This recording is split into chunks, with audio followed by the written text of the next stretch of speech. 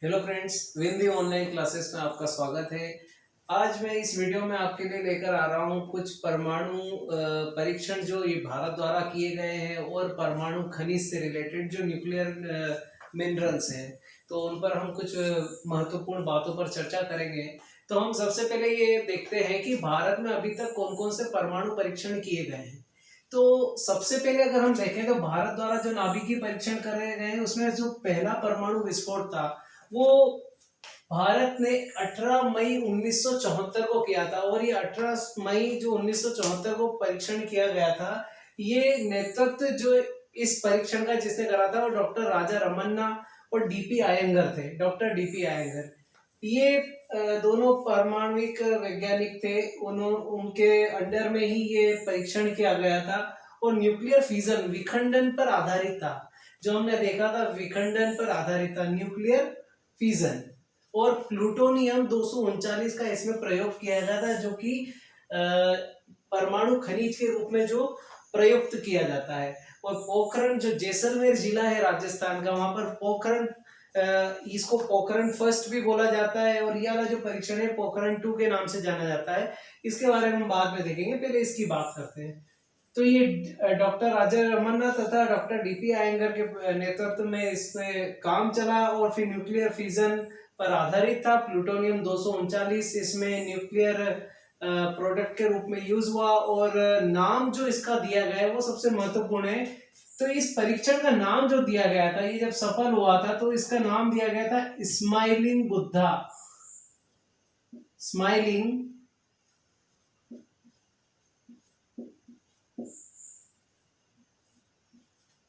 Smiling Buddha.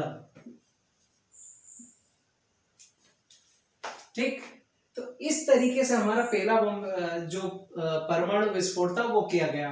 अब इसी समय अगर हम देखेंगे भारत के तात्कालिक प्राइम मिनिस्टर कौन थे, तो वो थे इंदिरा गांधी।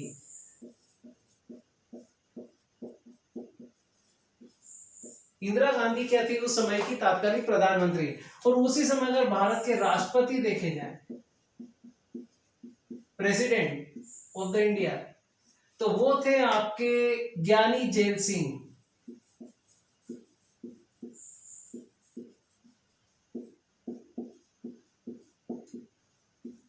ये हमारे देश के उस समय प्रधानमंत्री थे।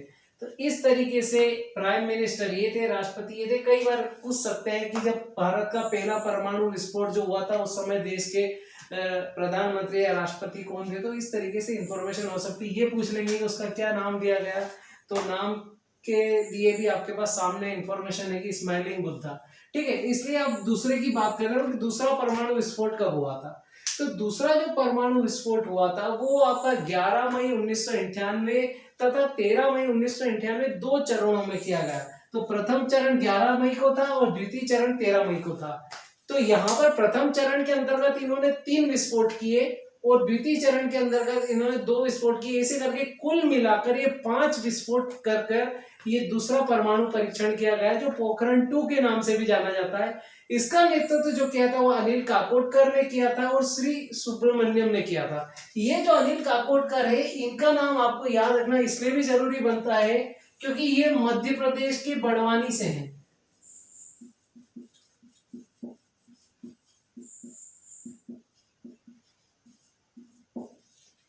इस तरीके से अनिल काकोडकर यहाँ पर एक मध्य प्रदेश के प्रसिद्ध व्यक्ति हो सकते हैं। और ये जो दूसरा परमाणु विस्फोट है, ये जो 5 इसमें विस्फोट के परीक्षण जो करे थे उसमें इसका जो नामकरण दिया गया, वो नाम इसमें जो दिया गया था वो था शक्ति 98।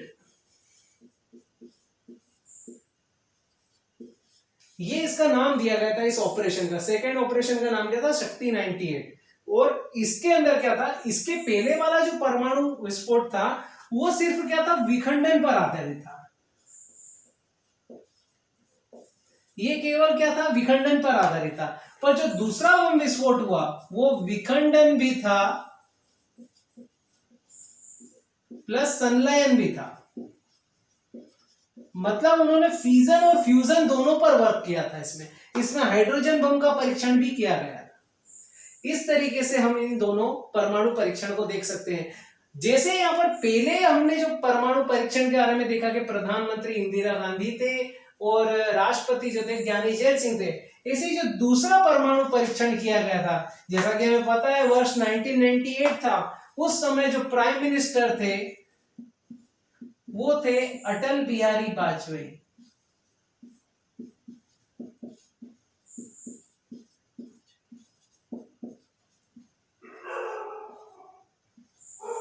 अटल बिहारी वाजपेयी क्या थे उस समय? देश के प्रधानमंत्री थे। और इसी समय अगर हम राष्ट्रपति के बारे में देखें तो राष्ट्रपति थे इस समय के.आर. नारायण।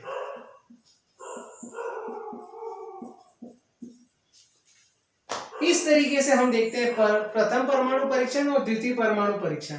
ठीक है, अब हम बात करते हैं आगे परमाणु खनिज को लेकर, न्यूक्लियर मिनरल्स।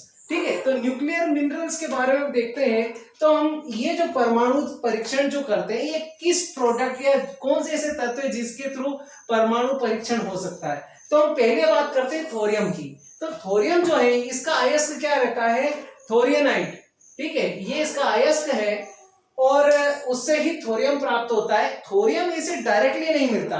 थोरियम जो है क्या है? मोनोजाइट जो है, हमारे केरल में जो तट है समुद्री तट, वहां पर क्या है? मोनोजाइट के अंदर थोरियम ऑक्साइड पाया जाता है। तो मोनोजाइट के अंदर क्या है? थोरियम ऑक्साइड पाया जाता है, जिससे हम क्या करते हैं? थोरियम को पृथक कर लेते हैं और बोलते हैं कि जो वर्ल्ड का ऑल जो थोरियम है, जो पूरा ग्लोबल तौर पर अगर हम देखें तो टोटल वर्ल्ड का 25% थोरियम इंडिया के पास है। तो जो मतलब जो सबसे ज्यादा रिजर्व अगर थोरियम का किसी के पास है तो वो इंडिया के पास है, जो कि है वर्ल्ड का 25%। तो अगर थोरियम में देखिएगा सबसे ज्यादा रिजर्व किसके पास है? इंडिया। ठीक है, अब सेकेंड हम जो न्यूक्लियर मिनरल्स है उस पर बात करते हैं तो वो है यूरेनियम। अब यूरेनियम क्या है? यूरेनियम का अयस्क क्या है? यूरेनाइट और पीच ब्लेंड।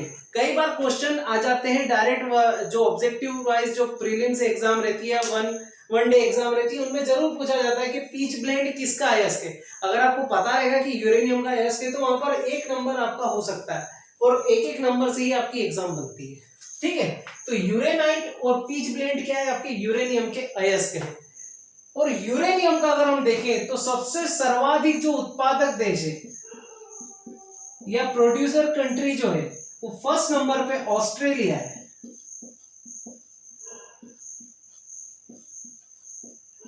तो ऑस्ट्रेलिया जो है वर्ल्ड का 30% यूरेनियम प्रोड्यूस करता है। ठीक है, तो सर्वाधिक अगर यूरेनियम प्रोड्यूसर कंट्री है जो, तो वो ऑस्ट्रेलिया है। सेकंड पे कजाकिस्तान का नाम भी आता है, थर्ड नंबर पे आपके कनाडा का नाम आता है। इस तरीके से यूरेनियम प्रोड्यूसिंग कंट्री ये है। कई बार आपने जब देखा होगा कि ऑस्ट्रेलिया के प्राइम मिनिस्टर और इंडिया के प्राइम मिनिस्टर डील करते हैं तो उसमें न्यूक्लियर डील के बारे में पहले नाम आता है, क्योंकि न्यूक्लियर एनर्जी के लिए जो न्यूक्लियर मिनरल्स है उसमें ऑस्ट्रेलिया के बहुत पास न्यूक्लियर मिनरल्स की अधिकता है। तो ऐसी कंट्री के साथ हमारे संबंध का अच्छा होना बहुत जरूरी है।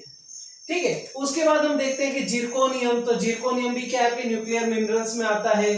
फिर इल्मेनाइट है, फिर प्लूटोनियम है।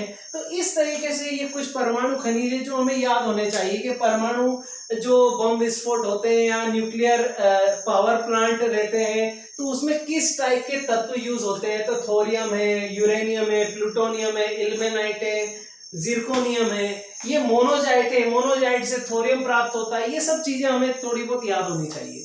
तो इस तरीके से हमने ये देखा कि भारत में नाभिकीय परीक्षण कैसे 1 और 2 है। एक आपका 74 में होता है 18 मई 1974 और दूसरा होता है 11 मई 1991 तथा 13 मई 1991, 2 चरणों को मिलाकर। तो इस तरीके से 2 जो परमाणु विस्फोट हमारे भारत में अभी तक जो वर्तमान में अभी तक ये 2 ही परमाणु विस्फोट हमने किए हैं और बाकी ये परमाणु खनिज के बारे में हमने आज देखा। आपको ये वीडियो जो भी देखा इसमें अगर कुछ प्रॉब्लम हो तो आप बिल्कुल कमेंट बॉक्स में कमेंट कर सकते हैं और जो भी प्रॉब्लम हो मुझसे पूछ सकते हैं।